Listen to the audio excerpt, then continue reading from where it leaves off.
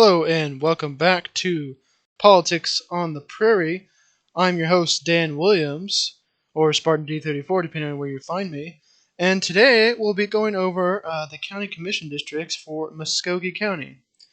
So why do I bring these up? Well, I bring these up because county commissions are one of the most overlooked areas of redistricting, not only in the state of Oklahoma, but across the nation.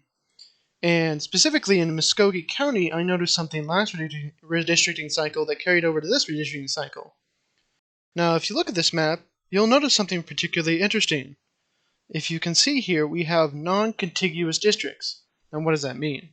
Generally, when you think of a district, whether it be in the state of Oklahoma or any other state, at the state legislative level or at the federal level, or generally at the county commission level, somewhere on the local level, you think of a district where everything touches itself.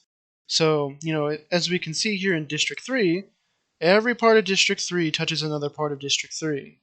Whereas here in District 1, we have this massive area over here that doesn't touch District 1, and then District 2 is split between downtown Muskogee and then southern Muskogee County. Just to be clear, there's a Muskogee City, which is in Muskogee County, and of course Muskogee County, which Muskogee City is in. So I wanted to highlight this discontinuity because it is particularly, it's honestly just a bit strange. It's out of the norm. So I wanted to show that off to you all in this free video today. Sorry the content's been a little bit slower this month. It's been an interesting month to say the least, especially if you've been watching my Twitter. Anyway, aside from that, let's continue. So, as we can see here, as we said, District 3 is contiguous, District 2 is not, southern Muskogee County, and the south part of Muskogee City. And then District 1 is this area of central Muskogee County to eastern Muskogee County up to Fort Gibson, and this area of northern Muskogee City. Now, partisan-wise, there are some differences, but I don't really want to focus on the partisan issue. If I take the map colors off, we'll notice something here. And as we can see, we have our mosaic down here for our racial groups. The area that got split here in Muskogee City are the majority black areas, as we can see in the population column here on the right. So I want to be very clear. I'm not trying to impugn anybody's character by publishing this video about these maps, but I do want to draw attention to it because racial gerrymandering is something that's very serious and is generally overlooked at the county commission level and just overlooked in Oklahoma in general. If we take a look at the districts here, we have our first district. We can see that it's 7% black and 27% native. If we take a look at our second district, 14% black, 25% native, almost 26. And our third district here is 18% native, 18% black and 20% native. All fairly equal. However, I think that you could very easily draw a district that's based purely in Muskogee City. That would be a minority coalition between black folks and native folks. As we can see here, the average population for these districts is around 23,000. And Muskogee City in 2010 was 39,000 people. So you could very easily draw one within Muskogee City. So what happened in 2020? Well, we take a look here.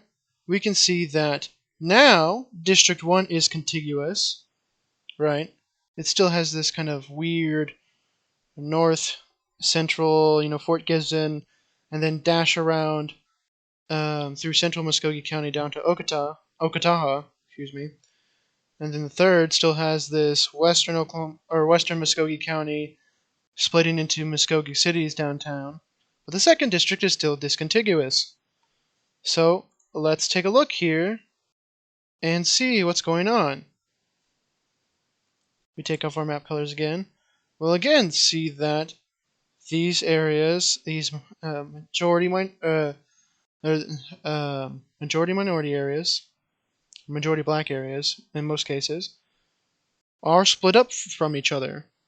Specifically now between the third district and the second district, with the 2nd District's southern chunk being here in southern Muskogee County, around the Warner and Porham areas.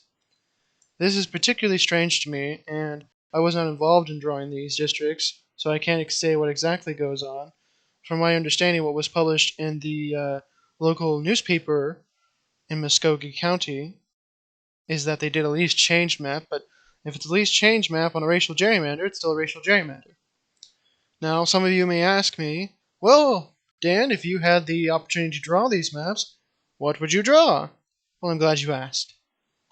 Here we have my attempt, this is a very rough attempt, at drawing a fair map of Muskogee County. Now, this still does end up splitting Muskogee City, because, again, Muskogee City is bigger than the population of these districts. They're around 22,100 now. Muskogee City is 36,000 as of 2020. But as you can see here, turn that back off, District 1 is focused around downtown Muskogee in this north area just to the north of Muskogee. You know, we have Bacon over there. It is just barely majority white by voting age population, but is 20% black and 22% native. Whereas you look at the regular just population, you can see that it is a minority coalition between black natives and Hispanics, right? And then you have the 2nd District, which is now western Muskogee County and a little bit of central Muskogee County in the southern parts of Muskogee City, right? And then you have the 3rd District, which is purely eastern Muskogee and southern Muskogee County.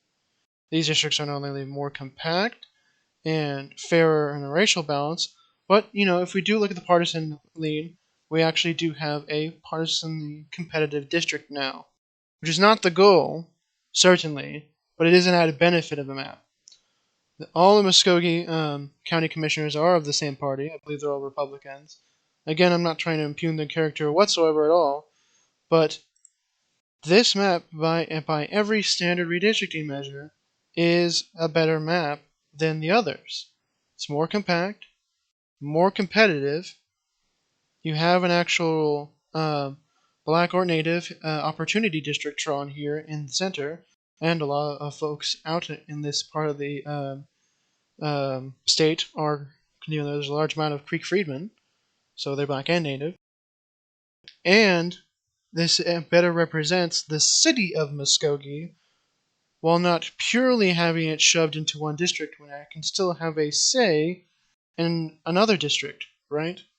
The city of Muskogee is more than half of the population of Muskogee County, so you would think it'd have a major say in at least one county commission district, and somewhat, you know, halfway say in another county commission district, whereas in the current map, it's kind of sandwiched between all of them, making sure that Muskogee City could actually dominate each district, which is unfair to rural voters that need their own commission district, to be sure. Anyway, I just wanted to put together a simple video because I know content's been a little bit lower this month, and, you know, use TRA, not something super sophisticated. Excuse me, not something that's purely made from scratch. Thank you all for tuning in. Please subscribe and have your friends subscribe. And I'll have some more maps done soon. I'm working on Senate District 15 right now for the voter registration analysis. Should have that done either today or tomorrow. Looking forward to doing my analysis about that. Gonna have to debate how big to make my watermark on those maps. If you know, you know. Anyway, that aside, it's good to speak to you all again, and I can't wait to make the next video. Have a great day, everyone. Goodbye.